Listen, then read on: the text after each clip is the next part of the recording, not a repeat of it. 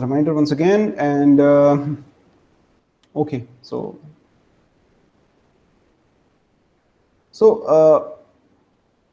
Growth जो है, once again as I was saying, कि आपकी जो ग्रोथ है वो नॉर्मली हम लोग परसेंटेजेस इस्तेमाल करते हैं उसको इवेलुएट करने के लिए. हम लोग एब्सोल्यूट वैल्यूज यूज़ नहीं करते. करने को हम कर सकते हैं. सो वी कुड से कि जी last year we made a profit of 100,000, ठीक है, and this year we made again profit of 100,000. So क्या ख्याल है, लास्ट ईयर के मुकाबले में इस साल जो है हमारी परफॉर्मेंस अच्छी रही है, बुरी रही है, इक्वल थी? Anybody? Was our performance equal or bad or good as compared to the last year's performance? Anybody? Or let's go with उजाला. जी उजाला, क्या ख्याल है, पिछले साल के मुकाबले में हमारी जो परफॉर्मेंस थी वो अच्छी थी या बुरी थी? अगर पिछले साल भी हमने 1 लाख का प्रॉफिट किया, साल भी हमने 1 लाख का प्रॉफिट किया.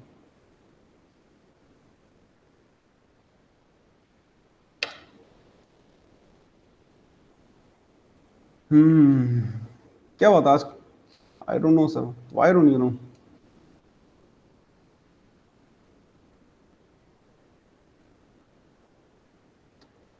And why doesn't anybody has both results are same? अच्छा, good. There's no. Why nobody has their mics on today? कोई mic इस्तेमाल नहीं कर रहा. Everybody is typing. Any special reason?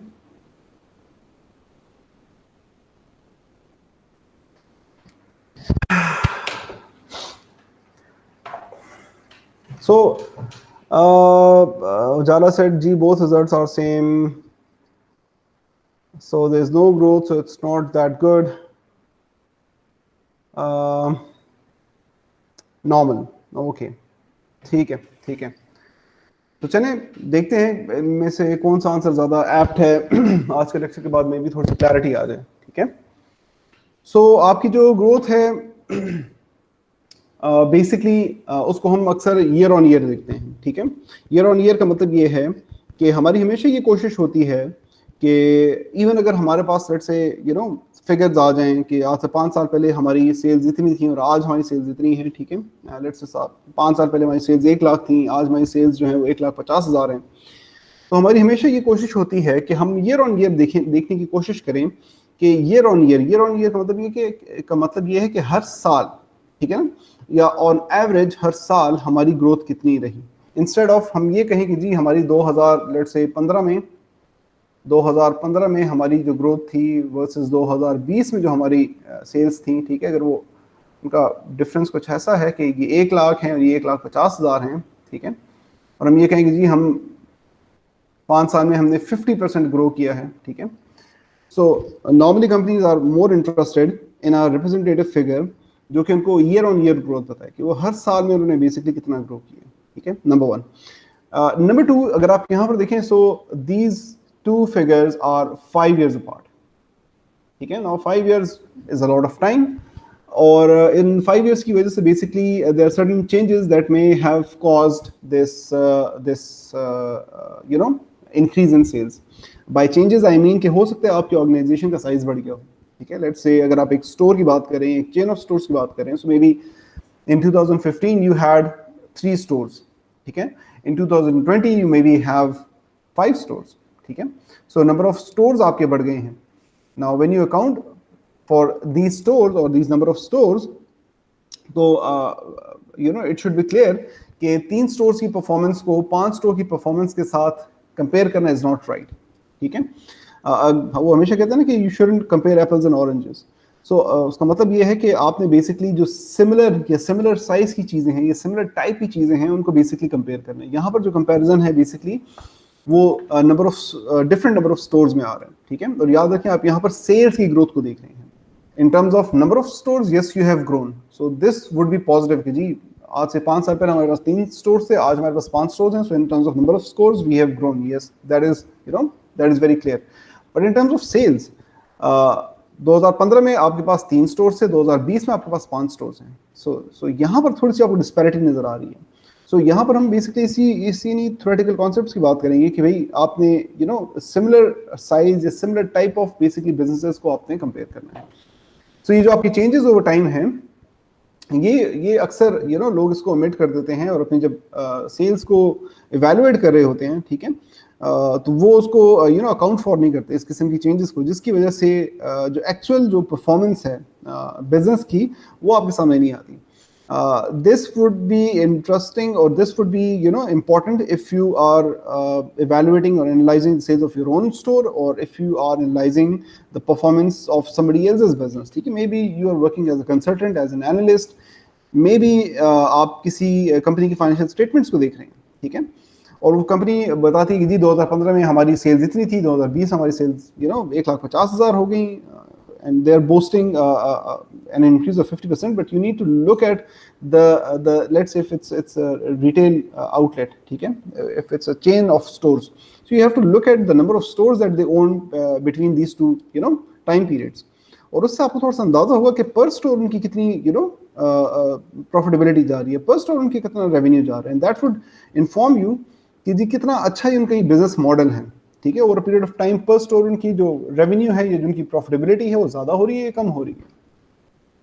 इसी तरह से एक और कॉन्सेप्ट है जिसको आप कहते हैं कंपाउंडिंग, ठीक है, इन दोनों चीजों को हम डिटेल में भी देखेंगे, ठीक है, ये दो हमारे आज के मेन टॉपिक्स हैं। So the second thing is called compounding, और कंपाउंडिंग का थोड़ा बहुत आइडिया आपको फाइनेंस से हो चुका होगा कि जहां पर बेसिकली आप ने मे बी एक फॉर्मूला देखा होगा, वो डिफरेंट सिंबल्स यूज होते हैं, but one of the symbols is that future value is equal to present value multiplied by 1 plus r raised to the power n, ठीक है ना। सो कंपाउंडेड इंटरेस्ट का बेसिकली आपका ये फॉर्मूला है, और याद रखिए ये सिर्फ इंटरेस्ट को कैलकुलेट करने के लिए इस्तेमाल नहीं होता, सिंस इंटरेस्ट में कंपाउंडिंग हो रही होती है। कंपाउंडिंग का मतलब ये है कि जो भी इंक्रीमेंटल इंक्रीज आपके पास आता है आफ्टर एवरी टाइम पीरियड, जब आप उस पर भी एक परसेंटेज लगाते हैं, so that is called compounding. So अगर आपके इंटरेस्ट में कंपाउंडिंग आ रही है, सो आप ये कंपाउंडिंग का फॉर्मूला इस्तेमाल करते हैं। अगर आपकी ग्रोथ में कंपाउंडिंग आ रही है, सो वंस अगेन वहां पर भी आपको यही फॉर्मूला इस्तेमाल करना पड़ता है। सो याद रखें, बाज़ औक़ात लोग मिस्टेकनली ये समझते हैं कि ये फॉर्मूला सिर्फ और सिर्फ जो है वो इंटरेस्ट कैलकुलेशन के लिए इस्तेमाल होता है, बट याद रखें this is not just for interest calculation, ये प्राइमरीली कंपाउंडिंग के लिए इस्तेमाल होता है। कंपाउंडिंग की मैंने आपको डेफिनेशन बता दी है। वंस अगेन, जो भी आपका इंक्रीमेंटल इंक्रीज आ रहा है, ठीक है, इंक्रीमेंटल इंक्रीज का मतलब ये है कि लेट्स से अगर आप इन्वेस्टमेंट के पॉइंट ऑफ व्यू से ही देखें, तो अगर आपके ईयर 0 में let's say this is 0 right, अगर ईयर 0 में आपके पास 10 रुपीज़ थे, ठीक है, ईयर 1 में अगर आपके पास 11 रुपीज़ आ गए, तो अब जो आपकी जो वंस अगेन जो ग्रोथ होगी उसमें ये 10 के साथ साथ ये जो एडिशनल एक 1 आया है, इसका भी इफेक्ट होगा, ठीक है, और आने वाले जितने भी साल हैं उन सब में बेसिकली इसका इफेक्ट रहेगा। इसी तरह से ईयर 12 में आपके पास लेट्स से आपकी जो सेल्स हैं वो 15 हो गई हैं, सो आने वाले जो नेक्स्ट जितने भी साल हैं उसमें ये 10 जो आपका इनिशियल अमाउंट था उसका तो असर रहेगा, वो तो अपना कंट्रीब्यूशन देगा, बट साथ ही जो 5 एडिशनल आ रहा है, 5 रुपीज़ है, 5 मिलियन रुपीज़ है, व्हाटएवर इट इज, सो इसका भी असर जो होगा वो आने वाले सालों तक रहेगा, ठीक है। और याद रखें कि कंपाउंडिंग इंटरेस्ट में तो बेसिकली अमाउंट बढ़ता जाता है, लेकिन जब when it's about sale and it's about growth, so this could happen कि ईयर 3 जो है वो बेसिकली कम हो जाए, आपकी सेल्स कम हो, ठीक है, और जिस परसेंटेज से कम हुई है उस परसेंटेज का भी वंस अगेन आगे आने वाले सालों पर असर रहता है। So this was certain basics regarding growth. और ये जो आपका कंपाउंडिंग का जो इशू है उसमें बेसिकली जो हमने टॉपिक कवर करना है वो है basically CAGR। Will see what is CAGR और CAGR को बेसिकली कंप्यूट कैसे करते हैं, ठीक है। So let's begin our discussion. So lecture के स्टार्ट में मैंने basically year on year growth की बात की थी। सो वील टॉक अबाउट कि ईयर ऑन ईयर ग्रोथ है क्या, उसको कंप्यूट कैसे करते हैं। It's pretty simple. आप लोगों को अगर परसेंटेज मालूम करना आती है, फाइंड करना आती है, कंप्यूट करना आती है, so it would be really easy. So percentage growth is the central plank of year-on-year analysis. So आपके जो year-on-year analysis है या जो year-on-year growth है वो basically it's the same as percentage growth. It addresses the question what has the company achieved this year compared to the last year. So याद रखें, जैसा मैंने बताया था कि हमारी organizations अक्सर जो हैं वो उस एक फिगर में इंटरेस्टेड होती हैं कि हर साल हमने कितना ग्रो किया है।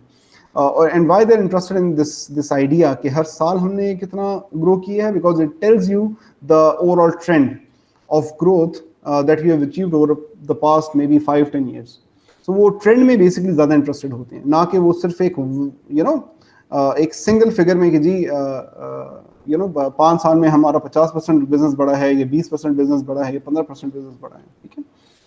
Dividing the results for the current period by the results for the prior period will yield a comparative figure.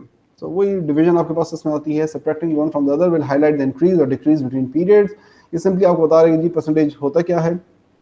So when evaluative comparatives, one might say that results in year 2 were, for example, 110% of those in year 1.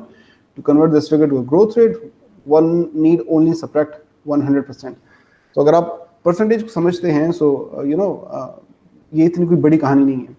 ये बात की जा रही है कि अगर let's say year 1 और year 2 है, जैसे भी हम बड़े आसान फिगर्स ले रहे थे 100 एंड लेट्स से 110, और अगर आप 110 को डिवाइड करते हैं 100 पे, ठीक है, मल्टीप्लाइड बाय 100, तो ये आपको 110% देता है. और अगर आपने इंक्रीज एंड डिक्रीज को देखना है, सो आपने सिर्फ इस 110 को बेसिकली 100 से माइनस करना है, यू विल गेट द 10% का इंक्रीज, ठीक है. तो ये मोर लेस जो आपकी बेसिक्स ऑफ परसेंटेजेस हैं, ये वही बेसिकली इस पूरे पैराग्राफ में एक्सप्लेन हो रही थी. This is the formula, and once again this is maybe थोड़ा सा आपको पहली नज़र में अजीब सा लगे because of the symbols, but अगर आप देखें तो एक वैल्यू आपके पास यहाँ पर है, एक वैल्यू यहाँ पर है, एक वैल्यू यहाँ पर है. This pretty much looks like your formula for percentage, ठीक है. सो ये जो बेसिकली यहाँ पर सिंबल्स हैं, सिर्फ आपको बता रहे कि जी ये डॉलर्स में भी हो सकता है, ये नंबर ऑफ यूनिट्स में भी हो सकता है, ये परसेंटेज में भी हो सकता है, ठीक है. That's all that it means. You have t minus 1 and you have t minus 1. So what is t minus 1? So t is your current time, that would be, let's say, year 2. T minus 1 would be 2 minus 1, so that would be last year, year 1, and once again value t minus 1, so that is once again y1. So y2 minus y1, जैसा ऊपर के paragraph में लिखा था, ये basically आपको difference देगा, जिसको आप अक्सर साइंस में डेल्टा कहते हैं. जब वो डिफरेंस देगा कि जी इस साल और पिछले साल की फिगर में डिफरेंस कितना था, तो इस साल की सेल्स माइनस लास्ट ईयर की सेल्स, तो जो भी डिफरेंस था, पॉजिटिव था, नेगेटिव था, whatever it was, you put it in the numerator and you divide that by last year's figures, जो लास्ट ईयर का जो फिगर था. Why? Because you want to see कि ये जो भी डेल्टा चेंज आया है, वो चेंज जो है as compared to the last year's figures, वो कितने परसेंट चेंज आया है, ठीक है. सो लेट्स से अभी जो ऊपर हमने दो फिगर्स लिए थे, सो उसमें जो चेंज आया था वो था 110 minus 100, ठीक है. और लास्ट ईयर की सेल्स क्या थी? once again that those were 100. सो आपके पास 100 minus 110 would be 10 divided by 100, and अगर इसको आप परसेंटेज में कन्वर्ट करें by multiplying it by 100 again, so you'll get 10%, ठीक है. So once again pretty simple percentage का फॉर्मूला है, और यही बेसिकली हम इस्तेमाल करते हैं ईयर ऑन ईयर ग्रोथ के लिए, ठीक है. So let's take an example. So Ed is a small deli which has had great success in its second year of operation. Revenues in year 2 are $570,000 compared with $380,000 in year 1. So what you need to do simply is you have to basically find the percentage increase. तो अगर यहाँ पर मैं basically year on year growth मालूम करूँ Ed की, ठीक है, और so numerator में I'll take 570,000 minus, that is the current year's sales, minus $380,000 divided by, once again, $380,000 multiplied by 100, okay, or whatever percentage, ठीक है. And this thing is basically going to give you the percentage increase year on year for this Ed's Deli, ठीक है ना. So बड़ा simple किस्म का ये एक मेट्रिक है, बड़ा फॉर्मूला है, ठीक है, जो कि हम नॉर्मली इस्तेमाल करते हैं. लेकिन इसमें जो एक इशू आता है वो उसकी तरफ अब हम आते हैं, जो कि हमने बेसिकली सबसे पहली स्लाइड में पॉइंट नंबर 1 की बात की थी, ठीक है. तो वो क्या है? Same store growth.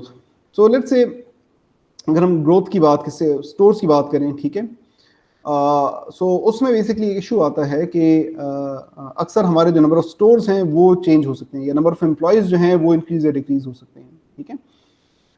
सो उसको बेसिकली अकाउंट फॉर करना होता है। So this metric is at the heart of retail analysis. It enables marketers to analyze results from stores that have been in operation for the entire period under consideration. So that's very important. So you have to basically consider those stores or equal number of stores जो कि जितने time period की भी आप बात कर रहे हैं उसमें अंडर ऑपरेशन थे। सो लेट्स से अगर आप 2019 और 2020 की बात कर रहे हैं, ठीक है ना, so you need to be sure कि अगर 2019 में आपके पास अगर 4 स्टोर्स थे तो 2020 में भी आपके पास वही 4 स्टोर्स हों। अगर आपने कंपेयर करनी है सेल्स को तो आपने इन 4 स्टोर्स की सेल्स को इन 4 स्टोर की सेल्स के साथ कंपेयर करना है, ना कि इन 4 स्टोर्स की सेल्स को आप in let's say may be आपने 2020 में एक एडिशनल बिल्कुल जनवरी में स्टार्ट में स्टोर ओपन किया था और आपके पास 5 स्टोर हो गए थे, तो now this comparison is not right, ठीक है, बिकॉज ऑटोमेटिकली अगर आप देखें सो हो सकता है आपके 4 स्टोर्स अच्छा परफॉर्म ना कर रहे हैं, लेकिन चूंकि एडिशनल 5वां स्टोर आ गया है, ठीक है, सो अब आपका जो कंपैरिजन है वो डेफिनेटली थोड़ा सा ब्लोटेड हो जाएगा, वो थोड़ा सा ज़्यादा पॉजिटिव हो जाएगा, उसमें एक्स्ट्रा सेल्स आ जाएगी जो कि बेसिकली यहाँ पर नहीं थी। और याद रखें ये ईयर ऑन ईयर जो है this is just a comparison, ठीक है ना, so this is just a comparison. So आप हमेशा जो लाइक आइटम्स होते हैं उनको कंपेयर करते हैं।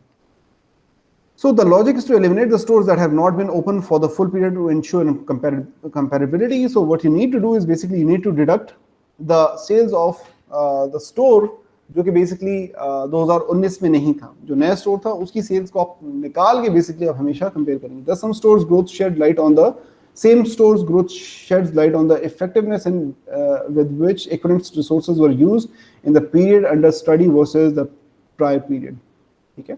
सो बेसिकली आप ये इक्विवेलेंट रिसोर्सेज की बात कर रहे हैं जी, उन्हीं इक्विवेलेंट रिसोर्सेज के साथ 4 स्टोर्स पहले भी थे, 4 स्टोर्स अभी भी हैं।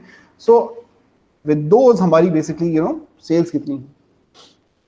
सो इसके हवाले से लेट्स एक सवाल देखते हैं। Small retail chain in Bavaria post impressive percentage growth figures. So बड़े ज़बरदस्त ग्रोथ फिगर्स आए, moving from 58 million to 107 million. So ये एक बहुत बड़ा जंप था इन 1 ईयर, ठीक है।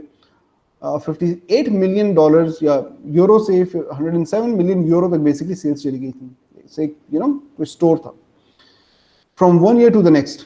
Despite this dynamic growth, however, analysts cast doubt on the firm's business model.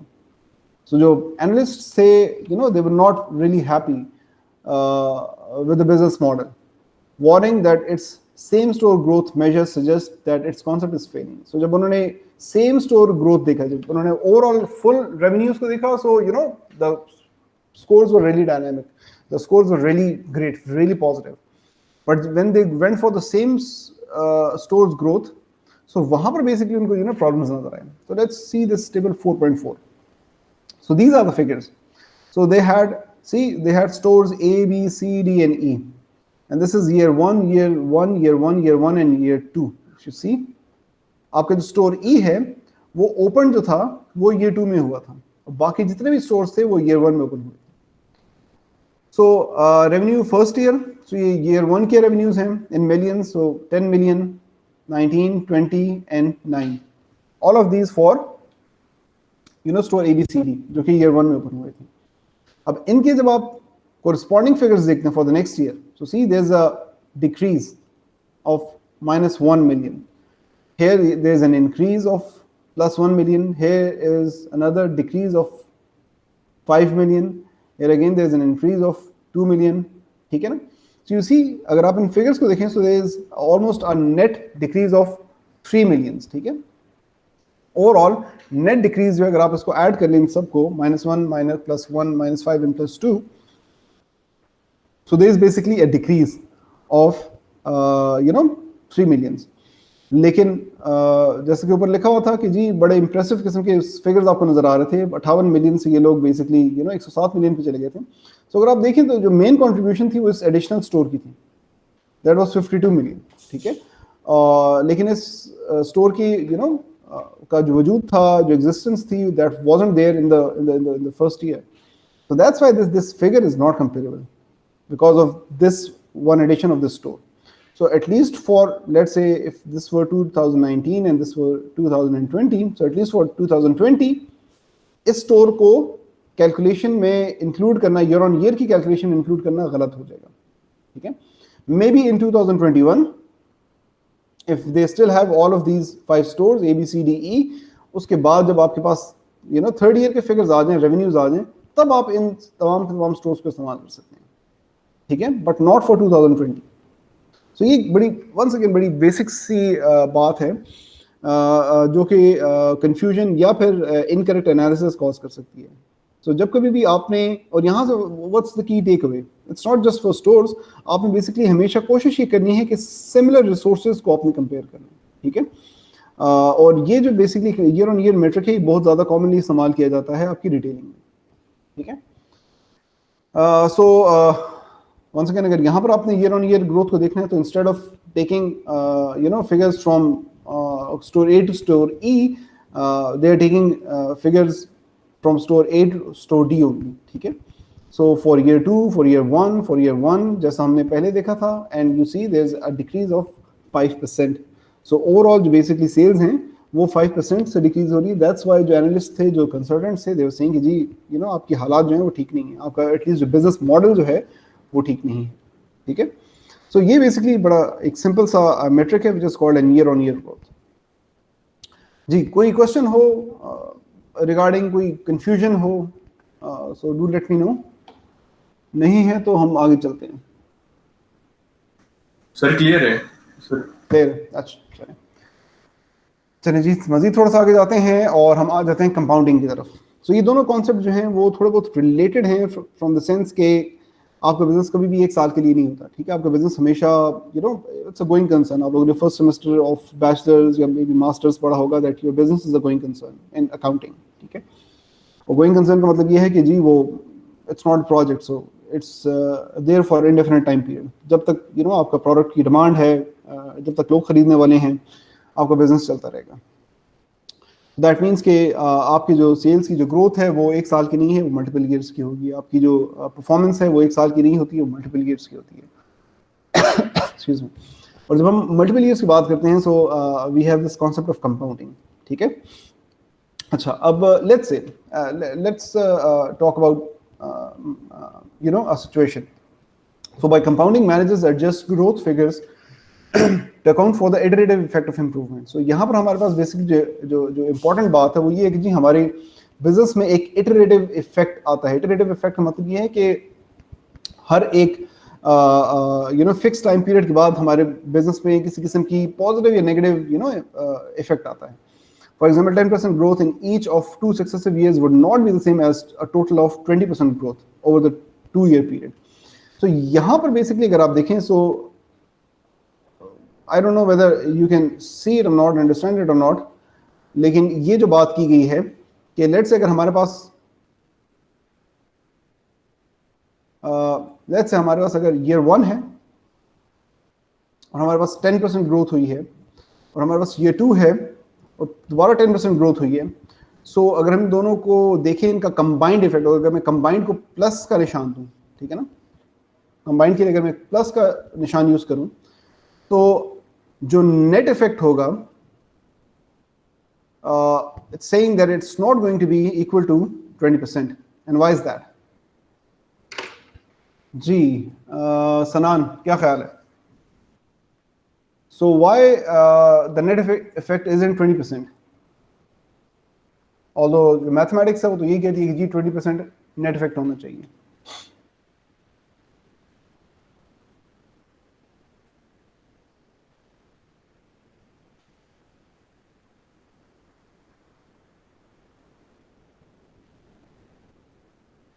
जी सनान, not with us? Okay, what about Qazi sahab? Stores पे डिपेंड करता है, स्टोर्स पे डिपेंड करता है. थोड़ी देर पहले के लिए हम सोचते हैं हम स्टोर्स की बात नहीं कर रहे, हम मैथ्स की बात कर रहे हैं. कंपैरिजन नहीं कर रही इसी वजह से. Who is that? उजाला. चलो उजाला, मैं आपकी तरफ 1 मिनट में आता हूँ, सिर्फ 1 मिनट में आता हूँ, ठीक है जी सनान. So for instance let's assume we are not talking about stores, we are not talking about any business, we are talking about pure mathematics. आपकी मैथ्स की किताब है, उसमें लिखा हुआ है कि जी 100 रुपए हैं और वो पहले 10% इंक्रीज हुए और फिर दोबारा वो 10% इंक्रीज हुए। सो जो नेट इंक्रीज है वो 100 रुपए पे 20% नहीं होगा। So that's bit of a puzzle. That's counterintuitive कि how come 10% plus 10% का इंक्रीज जो है वो 20% का इंक्रीज नहीं है। इट डजंट मैटर कि आप स्टोर की बात करें या स्टोर की बात नहीं करें, regardless of the type of store, it's pure mathematics that we talking about. जी उजाला आपकी तरफ आ जाते हैं। सर हम इसमें कंपैरिजन नहीं करें, हम दोनों सालों का एक साथ ही नेट ये परसेंटेज हम लोग मालूम कर रहे, तो इसी वजह से ये 10% ही होगा। अच्छा, बट व्हाट इफ हम 2 सालों का अलग अलग करें, हम कहते हैं कि जी पहले साल 10% इंक्रीज आया, ठीक है, और फिर दूसरे यस सर। साल दोबारा 10% इंक्रीज आया। सर तो हमारे पास 10 ही होगा, दोनों का सेम ही होगा, मतलब इंक्रीज नहीं आया बिल्कुल भी, ये वो नहीं है नहीं इसमें। वो तो ठीक है, वो तो ठीक है। See what I am saying is कि यहाँ से जब हम 100 से शुरू किया, ठीक है, और यहाँ से जब हम ईयर 1 हमारा एंड हुआ, so let's say that this was year 0 जिसमें हमारे पास 100 थे। ईयर 1 में जब हमने चेक किया तो हमारे पास 10% का इंक्रीज आया हुआ था हमारी सेल्स में। So what ever figure here is वो ज़्यादा होके कुछ हो गया, कुछ बन गया और उसमें 10% इंक्रीज आ गया। और फिर उससे जब हम आगे ईयर 2 की तरफ गए, ठीक है, तो हमारे पास another 10% इंक्रीज हो गया from the figure that we had over here. But whatever that figure was in year 2, वो इस फिगर का 20% नहीं था। और अगर आप देखें तो इसमें 10% प्लस 10% का इंक्रीज आया। This is what I am saying. So once again we are not talking. जी जी जी जी सर इसमें 0.11% इंक्रीज आ रहा है सर। 0.11%, ये तो बहुत ही कम है यार। 0.11%, हाँ 11%। हाँ हाँ 11% ठीक है। हाँ 0.11 तो फिर गड़बड़ हो जाएगी। तो चलो फरहान ने तुम्हें फिगर बता दिया, मे बी कैलकुलेटर से फाइंड आउट किया। रमशा में बताएंगी कि 11% क्यों आ रहा है यार। एंड ये बता दें रमशा कि ये समझ फरहान जो, नहीं आ रही कि आपके सामने तो 100 लिखा हुआ है, बट ये 11 कहाँ से आ गए। हाँ सो ये 11, ये भी याद रखें कि 11 जो है वो भी उसको देखेंगे कि भाई ये 11 कहाँ से आ गया, ठीक है। So let's go back to our slides and see कि ये हो क्या रहा है। ऐसे ही मुझे बताएं, आप सबको फाइनेंस थोड़ी बहुत याद है? फाइनेंस में जो कंपाउंडिंग करते हैं। इससे जी थोड़ा रमशा क्या आइडिया ख्याल तो है? है। थोड़ा सा आइडिया है तो कंपाउंडिंग आइडिया जी क्या जी। होता है मुझे बता देना। अगर थोड़ा सा आइडिया है थोड़ा सा ही बता दें क्या आइडिया होता तो है उसमें कंपाउंडिंग। डबल इंटरेस्ट मतलब कंपाउंड इंटरेस्ट पढ़ा हुआ है ना हमने, उसमें यही ठीक पता है। है कि मतलब 2 दफा हमारे पास इंटरेस्ट लगता है इस तरह। तो सिंपल सिंपल सिंपल इंटरेस्ट में 2 दफा इंटरेस्ट नहीं लगता? अगर सिंपल इंटरेस्ट 4 साल के लिए 2 साल के लिए अप्लाई हो रहा है तो 2 दफा पर इंटरेस्ट वो अप्लाई नहीं वन होगा? टाइम होता है। वन टाइम होता है? नहीं यार, वन टाइम कैसे होता है? अगर मैं 10 समझ साल के लिए, नहीं फाइनेंस में ना। सर वो ओवरऑल वैल्यू पे लगता है एक दफा सर। किस पे और लगता ये है? ओवरऑल वैल्यू पे सर लगता है सर, आई थिंक। ये ओवरऑल वैल्यू पे लगता है? जैसे अच्छा ठीक है। Sir present value. हाँ। चलिए आप सबने और बड़ा अच्छा किया, आप सबने मार्केटिंग चूज कर ली है, ठीक है, और फाइनेंस चूज नहीं किया वरना बड़ी गड़बड़ हो जाती। अच्छा चलें इसकी तरफ आते हैं, सर ठीक है। फर्स्ट ईयर जी पे जी इंटरेस्ट नहीं होता, सिंपल इंटरेस्ट में उसमें आपके पास इंटरेस्ट नहीं आता, उसमें सिर्फ वैल्यूज ही होती है, प्रिंसिपल वैल्यूज होती है। और ठीक है, कंपाउंड गुड। वो इंटरेस्ट दोनों पे वो जितना ही जी जी साल बढ़ते हैं उसी में इंटरेस्ट ऐड होता जाता है। इंटरेस्ट ऐड होता जाता है। Very good. और ये भी मैं बता दूं, उजाला जब कहती है ना कि इंटरेस्ट, नंबर ऑफ ईयर पे लगता हाँ जब व्हेन उजाला सेज कि जी इंटरेस्ट ऐड होता जाता है, शी मींस के जो प्रिंसिपल वैल्यू है जिस पे इंटरेस्ट लग रहा होता है उसमें बेसिकली आपका हर साल का जो इंटरेस्ट का जो अमाउंट है, जो पैसे हैं, जो डॉलर्स हैं, वो बेसिकली ऐड होते जाते हैं। But let's go towards our slide, फिर थोड़ा सा हम क्लैरिफाई कर लेंगे। सो द रीजन, ठीक है ना, व्हाट्स द रीजन? ये जो अभी एक प्रॉब्लम है कि जी ये 20% नहीं होगा, 20% से ज्यादा होगा, ये क्यों होगा? So growth in the second year is built upon the elevated base achieved in the first year. So याद रखिए पहले साल या ईयर 0 पे आपके पास 100 थे, ईयर 1 पे लेट से अगर आपको, अगर हम चले फॉर इंस्टेंस, अगर हमें इसी को समझना है, कंपाउंडिंग को समझना है, तो थोड़ी देर के लिए इंटरेस्ट की बात कर लेते हैं।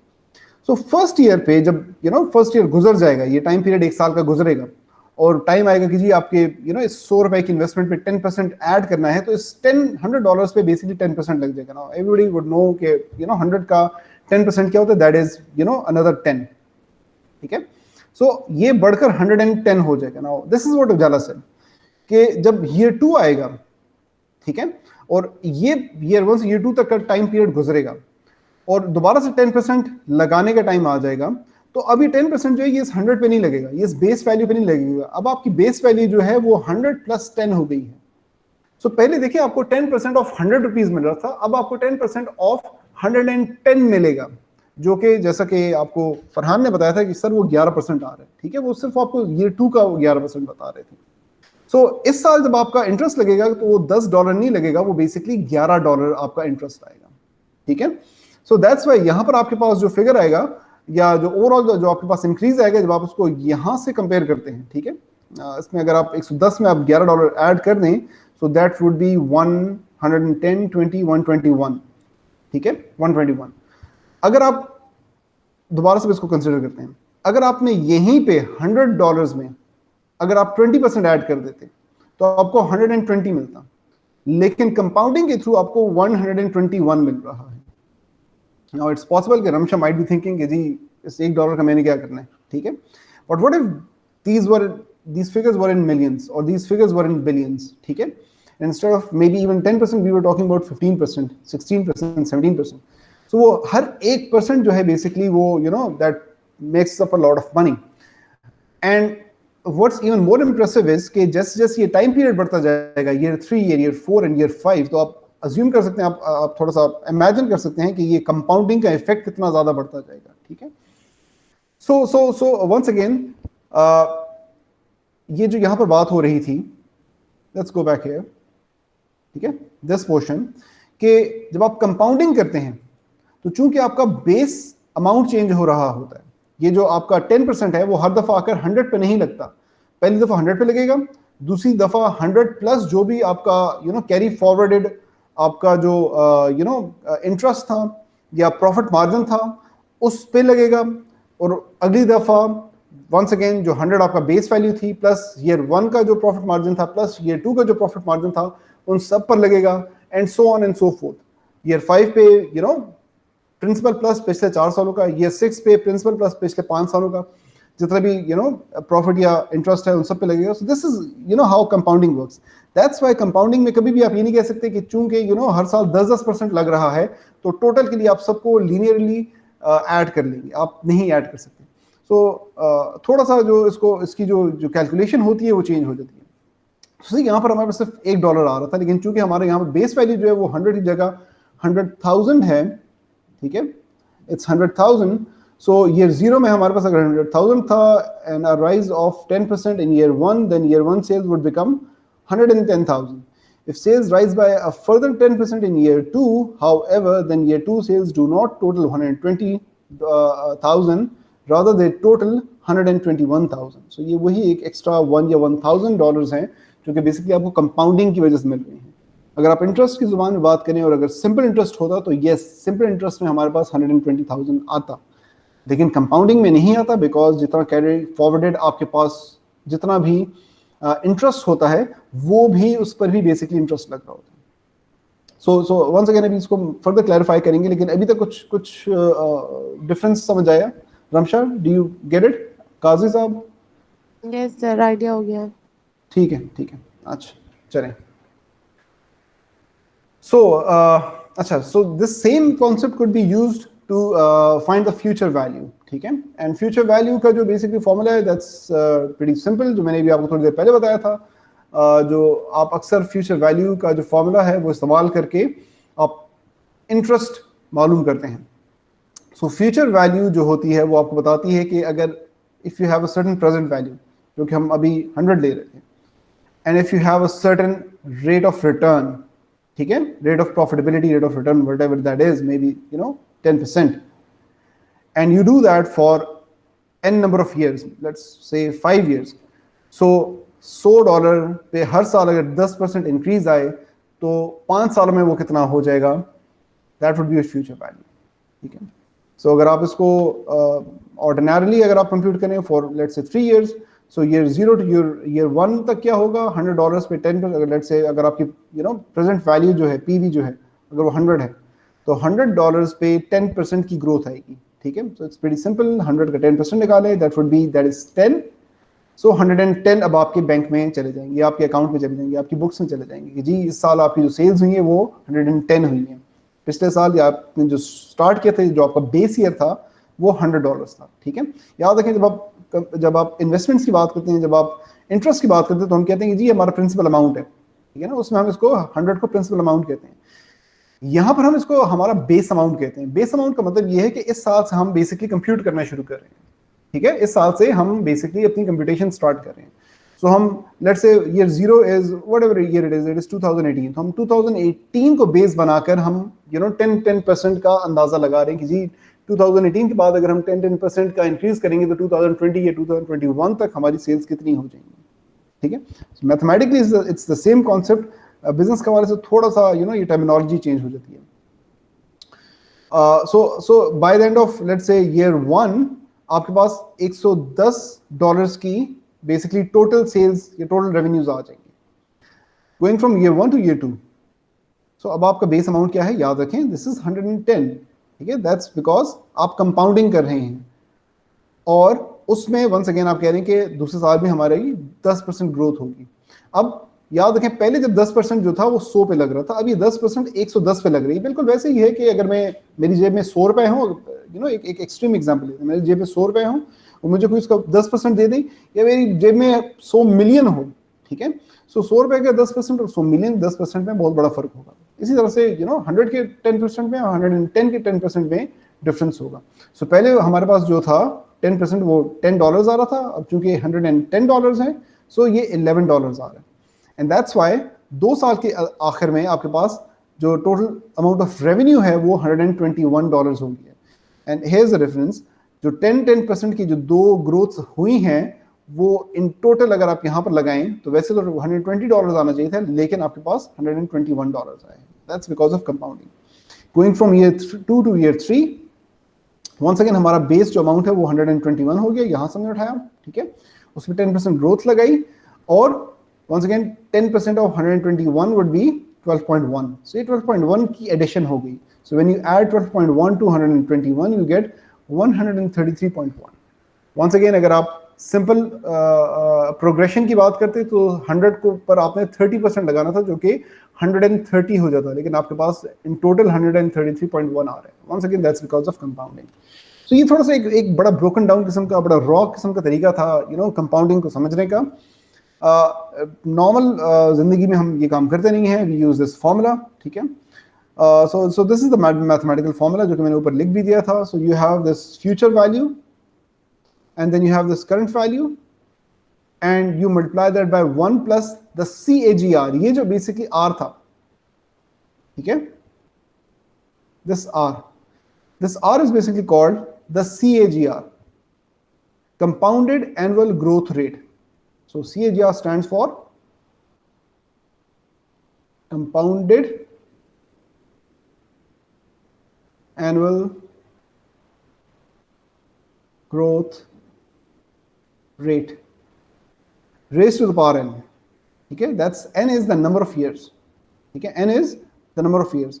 जो आपका सिंपल इंटरेस्ट है या जो कंपाउंडेड इंटरेस्ट है, सॉरी जो आपकी इंटरेस्ट की कहानी है, उसमें ये n थोड़ा सा कॉम्प्लिकेटेड हो जाता है, because n is the number of times आपके हर साल जो भी अमाउंट है उस पर जो इंटरेस्ट लगता है वो कितनी दफ़ा लगता है। बाज़ औक़ात साल में 2 दफ़ा लगता है, बाज़ औक़ात साल में 3 दफ़ा लगता है, ठीक है। यहाँ पर सच होता नहीं है। यहाँ पर n just means that number of years जिसमें बेसिकली आपकी जो ऑर्गेनाइजेशन है उसमें आप ये जो CAGR है वो कितनी दफ़ा अप्लाई होगा। 1 साल के लिए अप्लाई होगा, 2 साल के लिए की ग्रोथ आप देख रहे हैं, 3 साल की ग्रोथ देख रहे हैं, whatever the number of years, वो आप बेसिकली n में पुट अप कर देते हैं। So using this formula we can calculate the same जो भी हमने ऊपर कैलकुलेशन की थी, ठीक है, ईयर बाय ईयर, वो हम बेसिकली इस फॉर्मूला के थ्रू कर सकते हैं। So value in year 0 multiplied by 1 plus the growth rate, this symbol is for power raised to the power of number of years. So हमारी जो प्रेजेंट वैल्यू की जो बेसिकली सेल्स थी वो 100 थी, multiplied that bye 100%। 100% is for 1, याद रखें, How? Very simple. 100% would be 100 divided by 100. ठीक है, दोनों कैंसिल कर दें, सो आपके पास 1 आ जाता है. सो यहाँ पर 100% लिखा हुआ है plus 10%. 10% is your growth rate, is your CAGR raised to the power 3. And what is 3? That's your number of years. Okay, that's your number of years. So when you put this up in a calculator, you get the same value, 133.1. So it's if you have just 1 or 2 years, so maybe आप इस तरह से calculate करें. But let's say you want to find the future period or future value of an amount for maybe 10 years, 15 years. So उसके लिए basically this formula comes in handy. So what is CAGR? It's the compounded annual growth rate. The CAGR is the constant year-on-year growth rate. याद रखें constant रहता है, ठीक है? Over a period of time, given starting and ending values and the length of period involved, it can be calculated as follows. अच्छा, before I go forward, एक सवाल ये पैदा होता है कि चने जी तो मैथ्स तो बड़ी ठीक है, नीट है, हर साल 10% की ग्रोथ हो रही है, बट सवाल ये पैदा होता है कि why would we want this? Because this is not how reality works. This is not how our business progresses. कि जी हम हर साल 10% की ग्रोथ, exactly 10% की ग्रोथ करेंगे. Maybe this year we grew by 10%, next year we may grow by 9.8%, maybe the next year after that we grow by 15%. Okay, so what's the use of this CAGR? Actually CAGR जो है वो primarily estimation के लिए apply होता है, और आप basically estimations करते हैं कि given अगर आप हर साल 10% on average, याद रखें this is average, on average 10% के हिसाब से अगर grow करते हैं, so by the end of n number of years, 3, 5, 7, whatever it is, आपका बिजनेस कितना ग्रो कर चुका होगा. सो याद रखें this is just one representative number कि किस ऑन एवरेज आप कितना over period of time grow करते हैं, और by the end of that period आपकी future value of your basically investment या जो आपकी future value of your sales जो होगी बेसिकली वो क्या होगी. ठीक है, given this average representative growth rate. So CAGR को अगर आपने कंप्यूट करना है, so this is the formula. This is how you go about it. So CAGR को हम थोड़ा सा देख लेते हैं. So assume for the past 5 years your business grew in the following manner. So एक डेटा आपको दिया गया है कि जी पिछले 5 साल पिछले 5 साल में आपका बिजनेस इस तरह से ग्रो हुआ. ये जीरो में बेसिकली आपके पास 10,000 के अमाउंट की सेल्स थी. ठीक है, ईयर 1 में 12,000 होगी. सो अगर आप इन दोनों का ईयर ऑन ईयर difference मालूम करें, growth rate मालूम करें, so that's 20%. How do you get this 20%? So you take 12,000, you subtract that by 10,000, you divide that by 10,000. ठीक है, 10,000, and then you multiply it by 100, and what you get is 20%. That would be 2,000 divided by 10,000, that's 20%. फिर ये 2 में basically आपके पास आपकी sales जो थी वो कम हो गई 11,040. सो वंस अगेन आपका year on year growth rate जो था that was -8%. Once again how did you get it? So you take this year sales 11,040, you subtract that by 12,000 divided by once again what amount, कौन से amount से मैं इसको divide करूं? काजी साहब क्या ख्याल है?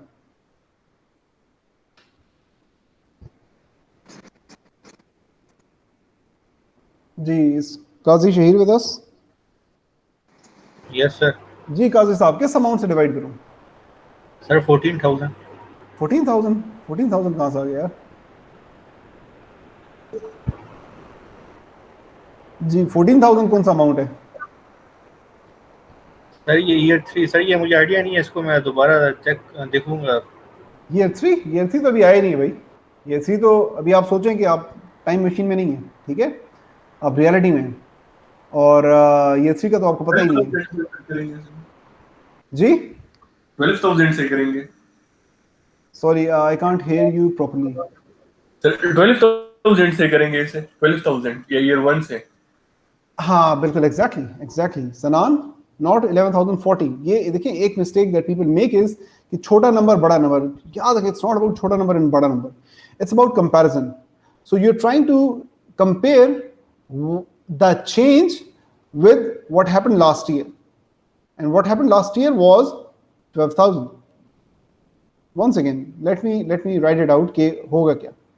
So if I open up my calculator, जो कि प्रॉब्ली आपको नजर तो नहीं आएगा, सो 11,040 माइनस 12,000, वैसे बड़ा सिंपल सा फिगर था, करने की जरूरत नहीं थी, सो that is minus 960 divided by 12,000. Now let's see कि हो क्या रहा है सनान. So this is the change that happened this year compared to the previous year. पिछले साल आपकी सेल्स थी 12,000, इस साल आपकी सेल्स हैं 11,040, and the negative figure is because last year आपकी सेल्स ज्यादा थी, ठीक है, लास्ट ईयर आपकी सेल्स हायर थी, सो वो नेगेटिव फिगर यहाँ पर कैरी फॉरवर्ड हो जाएगा, और ये 960 आपने कम सेल्स की हैं पिछले साल के मुकाबले में, and you want to compare कि ये जो चेंज आया है इस साल, ये पिछले साल के मुकाबले में कितना है. सो याद रखें, जो डिनोमिनेटर में फिगर आ रहा है, काइंडली ये चीज अपने ज़हन से निकाल दें कि नीचे हमेशा छोटा फिगर रहेगा. नो, छोटा बड़े फिगर की बात नहीं है, नीचे हमेशा वो फिगर आएगा जिसके साथ आपने ऊपर वाले फिगर को कंपेयर करना है, न्यूमरेटर को जिसके साथ कंपेयर करना है वो आपके पास डिनोमिनेटर में आएगा. And we always compare ourself to the last year, ठीक है ना. हमने इस साल की परफॉर्मेंस को, दिस ईयर्स परफॉर्मेंस, अंग्रेजी में अगर हम इसको बोलें, उर्दू में हम बोलें, तो this is our minus 960 is our this year's performance, and this was our previous year's performance, ठीक है. सो और एटलीस्ट यू कैन से कि minus 960 is the net performance और the change in performance. Definitely हमारी इस साल की जो परफॉर्मेंस है वो तो ये 11,040 है, लेकिन जो हम देख रहे हैं वो हम नेट इफेक्ट देख रहे हैं कि जी इसका नेट इफेक्ट कितना है. That's why we divide that by 12,000, multiply it by 100 and you will get is minus 8%. आप अपने कैलकुलेटर पे इसको कंप्यूट कर सकते हैं, ठीक है. Going forward, you have year 3, you compare what happened in year 3 to whatever happened in year 2, and you get an increase of 30%. So that's great. In year 4, 16,505, an increase of 15%. In year 5, 18%. 18,456, an increase of 12%, ठीक है. अच्छा, mathematically एक चीज जरा note करें. सो यहाँ पर approximately 11, 12, 13, 14 approximately 3,300 का डिफरेंस आया, जो कि 30% के इक्विवेलेंट था. यहाँ पर अप्रॉक्सीमेटली 14, 15, 16 12% का डिफरेंस आया, जो कि 15% था. यहाँ पर अप्रॉक्सीमेटली 17, 18, 1100 का, देखिए ना, दिस इज रियली इंटरेस्टिंग. यहाँ पर 16, 17,000 एंड देन 18,000, सो अप्रॉक्सीमेटली 1900 का डिफरेंस आया, ठीक है. सो जब हमारे पास $1,200 का या रुपीस का डिफरेंस आया था तो हमारा इंक्रीज जो था 15% था, लेकिन जब हमारा $1,900 का इंक्रीज आया, ये थोड़ी सी मे बी थोड़ा काउंटर इंट्यूटिव है, ठीक है. तो हमारा परसेंटेज इंक्रीज तो ज़्यादा होना चाहिए था, लेकिन उसमें 12% हमारा इंक्रीज आया. उसकी वजह क्या है? उसकी वजह ये है कि हमारा जो बेस अमाउंट है, याद रखें, जो जितने भी इंक्रीजेज हैं या डिक्रीजेज हैं, ये हमेशा आपके पिछले साल से कंपेयर हो रहे हैं. सो ये 1200 जो डॉलर्स थे, ये पिछले साल से कंपेयर हो रहे थे कि जी ये 1200 जो है ये 14,352 का कितना है. इसी तरह से जो 1900 है ये 16,505 का कितना परसेंटेज है. And that's why because of these basically increasing basis, आपकी जो ये जो बेसिकली जो परसेंटेजेस हैं ये फर्दर डिक्रीज होती जा रही हैं, ऑल्दो आपका जो एब्सोल्यूट अमाउंट है ये इंक्रीज हो रहा है. तो ये थोड़ा सा मैथमेटिकली चीज़ों को थोड़ा सा समझने की कोशिश करें कि मैथमेटिकली चीज़ें कैसे काम करेंगी. So coming back to the general idea, ठीक है ना. जो मेन बात हम यहाँ पर अब करना चाह रहे हैं वो क्या है? वो ये है कि this is the situation for the past 5 years, ठीक है. This is the situation for the past 5 years. हमने हमारे पिछले 5 साल में ये हुआ कि जी ये हमारी बेसिकली सेल्स हुई, और इस तरह से बेसिकली हमारी percentage year on year growth rate था. Now what I am interested in is, अगर आप इस ग्रोथ रेट को देखें तो आप कहेंगे ओके जी, this looks impressive except for this 1 year. But जो हम इंटरेस्टेड हैं वो ये है कि जी मुझे एक सिंगल रिप्रेजेंटेटिव फिगर चाहिए जो कि मुझे बताए कि जी ये मेरी 5 साल की जो ग्रोथ थी वो कितने परसेंट थी. एक सिंगल एवरेज रिप्रेजेंटेटिव फिगर चाहिए. नाउ व्हेन आई से average, you might be thinking कि जी हम क्या करते हैं, इन सबको लें, ऐड करें और डिवाइड बाय 5 कर दें, ठीक है. That would give you approximately 13.8%, ठीक है ना. ये मैंने ऑलरेडी कंप्यूट किया हुआ है, मेरी मैथ्स इतनी अच्छी नहीं है. सो दिस इज अप्रॉक्सीमेटली 13.8%, ठीक है. But this is not right. Because याद रखें कि यहाँ पर जो आपके पास अमाउंट्स हैं वो डिफरेंट हैं। अगर ये अमाउंट सेम होते तो मे बी हम इसको डायरेक्टली ऐड करके, जो सिंपल हमारी एक एवरेज होती है, ऐड करके अरिथमेटिक मीन जिसको आप कहते हैं, ऐड करके हम डिवाइड बाय 5 कर लेते, because we have 5 number years and we have 5 different percentages, but that's not right because we have different amounts. ठीक है, सो उस एक सिंगल फिगर को मालूम करने का क्या तरीका है, उसके लिए हम बेसिकली क्या इस्तेमाल करते हैं, वी यूज CAGR। ठीक है, we use compounded annual growth rate. We want this compounded annual growth rate कि जी कंपाउंडेडली हमारा जो बिजनेस है, अगर उसका इनिशियल अमाउंट ये था, उसका फाइनल अमाउंट ये था, तो 5 साल में कंपाउंडेड हमारा एक सिंगल ग्रोथ रेट क्या है। सो लेट्स सी उसको हम कैसे मालूम करते हैं। सो उसके लिए हमारा CAGR जो है, this is how it's computed. So CAGR percentage would be ending value, means जो आपकी final value होगी after n number of years, starting value जो जहां से आपने शुरू किया, raised to the power 1 over n minus 1। अच्छा, यहाँ पर मैं थोड़ा सा रुकूंगा and let me ask somebody, let me ask Farhan. Farhan seems to be pretty good in maths. Yes, so sir. जी फरहान, क्या ख्याल है, ये फॉर्मूला कहीं पर कोई देखा हुआ लग रहा है, या किसी और फॉर्मूले से डिराइव किया हुआ है, क्या ख्याल है, ये वैल्यूज कुछ जानी पहचानी हैं या नहीं? यस सर, ये एनओटी आई थिंक ये प्रेजेंट वैल्यू एनओटी थी के फाइनेंस में इस तरह का कुछ था सर। अच्छा, फाइनेंस में ये इस तरह का कुछ था, जो इसमें फाइनेंस हम में इंटरेस्ट फाइंड करते थे इससे। अच्छा, I think इसी से इंटरेस्ट फाइंड आउट कर दो। अच्छा, मुझे बताएं कि ये जो बेसिकली जो फॉर्मूला है, जो आपने चले आपने फाइनेंस की बात की है, फाइनेंस में आपने देखा था, ये आया कौन से फॉर्मूला से था? कोई और फॉर्मूला है जिससे इसको डिराइव किया हो? Can you Yes, think sir. Of any other formula जिसमें बेसिकली जिसके थ्रू इसे डिराइव किया, उसको निकाला हो? सर अभी याद आपने? नहीं सर, इतना मुझे याद है कि सर ये हमने किया था सर। अच्छा, इतना आपको याद है कि आपने किया था। सो थोड़ा सा आपको आधा घंटे पहले की बात ही याद करा दें कि थोड़ी देर पहले आपने ये फॉर्मूला देखा था। ठीक है ना, या यहाँ पर आ जाएं, ये फॉर्मूला देखा था, मैं इसको थोड़ा सा नीटली यहाँ पर लिख देता हूँ। सो फ्यूचर वैल्यू को मैं एंडिंग वैल्यू लिख देता हूँ, प्रेजेंट वैल्यू को मैं स्टार्टिंग वैल्यू लिख देता हूँ, and all of that multiplied by 1 plus CAGR raised to the power n। ठीक है, और CAGR याद रखें एक परसेंटेज होता है। ठीक है, it's a percentage, and all you need to do is आपने बेसिकली इस CAGR को आइसोलेट करना है, जैसे हम अक्सर मैथ्स में नहीं करते थे, अलजेब्रा में। ठीक है, सो सबसे पहले हम स्टार्टिंग वैल्यू को यहाँ पर लेकर आ जाएंगे। So let's say EV short for ending value, starting value को यहाँ पर नीचे ले आए तो SV हो जाएगा। ठीक है, यहाँ पर हमारे पास 1 plus CAGR रह जाएगा, raise to the power n। इस n को हटाने के लिए हम दोनों साइड्स पे 1 over n कर देंगे। थोड़ी बहुत वो याद रखें, स्कूल की मैथ्स हम कर रहे हैं जो कि अक्सर लोगों को भूली होगी। So we'll be left with EV divide by SV is equal to 1 plus CAGR, और इसको बेसिकली CAGR को चूंकि हमने आइसोलेट करना है, सो मैं इसी को यहीं पर बेसिकली 1 को अगर मैं मिटा दूं, सो मुझे उसको दूसरी साइड पर ले जाना पड़ेगा। सो ये वहां पर +1 था, तो यहाँ पर -1 हो जाएगा। इफ यू सी, सॉरी ये गलती हो गई, raise to the power 1 over n। ये एग्जैक्टली इतना नीट तो नहीं लिखा हुआ, लेकिन ये एग्जैक्टली वही चीज बन गई जो यहाँ पर लिखी हुई है। सो आपका CAGR जो है, that's basically ending value divided by starting value raise to the power 1 over n minus 1। तो it's the same formula, because आपने सिर्फ CAGR को आइसोलेट करना है।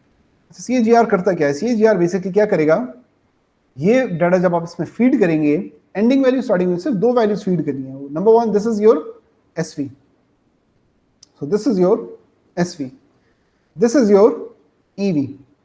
ठीक है, तो SV और EV को जब आप फीड करेंगे, and this is your N। So when you plug these 3 values and you compute this, आपको बेसिकली CAGR मिल जाएगा। So let's do that. Excuse me sir. जी सर अब्दुल रहमान कह रहा है कि मेरा रिक्वेस्ट एक्सेप्ट करें। जी, मैंने एक्सेप्ट कर लिया। So when you do that, मैंने यहाँ पर किया नहीं है, you can try it yourself. So आपका जो बेसिकली CAGR है दैट इज 13.04%। सो याद रखें it's different from what we would get अगर हम इन सब को स्ट्रेट अवे एवरेज ले लें, 20 plus -8 plus 30 plus 15 plus 12 divide by 5, और अगर हम एक स्ट्रेट अवे एवरेज ले लेंगे तो हमारे पास 3.8% आएगा, जो कि याद रखें गलत है। It's categorically wrong, it's absolutely wrong, ठीक है। Once again you might be thinking यार ये 0.4 0.8 में डिफरेंस नहीं है, सिर्फ पॉइंट्स का डिफरेंस है, but when you talking about millions and billions of rupees that's going to create a lot of difference. अगर आपने डिफरेंस देखना है तो सिंपली देख लें कितना परसेंटेजेस में डिफरेंस आ रहे हैं, उसको 10 मिलियन से मल्टीप्लाई कर दें। सो अप्रॉक्सीमेटली जो आपका जो डिफरेंस आ रहा होगा ऑन 10 मिलियन, वो काफ़ी बहुत बड़ा फिगर होगा, वो बहुत बड़ा फिगर होगा, and that is a figure जो कि बेसिकली इग्नोर नहीं किया जा सकता। सो this is all about today's lecture. So idea आपको देना था कि बेसिकली CAGR होता क्या है, कंपाउंडिंग होती क्या है, ठीक है, ग्रोथ में ये क्या रोल प्ले करते हैं, आपकी जितनी भी बेसिकली जो प्रॉफिट्स हैं वो कंपाउंडेड या कंपाउंडिंग के थ्रू बेसिकली कैलकुलेट किए जाते हैं। CAGR का इस्तेमाल कहाँ पर होता है? उसका इस्तेमाल ये होता है कि let's say you're interested in determining the CAGR of a certain ending value given a certain starting value. So what I mean by that is, let's say today your sale is, let's say, year 0. Today your sale is, let's say, you have a small business and your sale is 150,000 rupees. Okay? And you want कि by the end of year 3 आपकी जो sales हैं, let's say वो 500,000 हो जाए, ठीक है? And for that you want कि जी for 3 years आपका average percentage growth क्या हो? So what should be your average percentage growth, जो कि basically आपको इस starting value से इस ending value तक लेकर जाए? So to compute that, what you need is basically CAGR. So you have all 3 values. You have this starting value, you have this ending value, and you have this end with you. When you plug all of that into CAGR का formula, you'll get your average percentage growth, जो कि हर साल basically आपको required होगी. So that's why CAGR is so important, because वो आपको हर साल का एक guide दे देता है, एक estimate दे देता है कि भाई हर साल at least आपने अगर इतना grow करेंगे तो तब जाकर you will get there. Ji, any questions?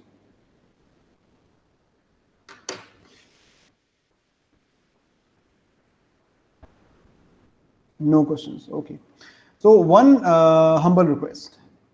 Kindly next lecture से कल के lecture, कल हमारा lecture होगा, so कल के lecture से kindly अपने mics अपने on रखें, अपने पास रखें, ठीक है? mic के बगैर kindly बड़ा मुश्किल हो जाता है, जितनी देर में आप लिखते हैं। so जी सर, तो आपको नहीं लगता कि ये कैलकुलेशन सब कुछ लाइक मार्केटिंग एनालिस्ट के लिए तो बस उसको तो जस्ट वैल्यू देख के एनालाइज करना है ना, मतलब कैलकुलेट क्यों कर रहा है? what do you mean by इसको देखकर एनालाइज करना है? देखिए Ramsha, the conditions could be different for a market analyst, for a consultant जो कि basically किसी business की evaluation कर रहे हैं, ठीक है, या valuation कर रहे हैं। so valuation में आपके लिए important क्या होगा कि जी पिछले 5 साल में 10 साल में आपका business किस तरह से grow हुआ, maybe he is trying to put a value on the business. That's what valuation means. ठीक है? Maybe again you're a consultant and your job is not to basically put a value on a business, but your job is to basically maybe make a marketing plan, make a marketing plan of a certain new business given its last 3 years of operation, and you're setting a target for it. ठीक है ना? You're setting a target in terms of these values. So आप कहते हैं कि जी आज ये business जो है 1.5 लाख कमा रहे हैं और मैं चाहता हूँ अगले 5 साल बाद ये 5 लाख रुपए कमा रहा हूँ. So this is maybe a target that you're setting. और उसके लिए आप अंदाजा लगाते हैं कि जी अच्छा given 3 years और 5 years आपका CAGR कितना होना चाहिए. अच्छा ये भी याद रखें कि आप कभी भी एक CAGR मालूम नहीं करते. आप पॉसिबली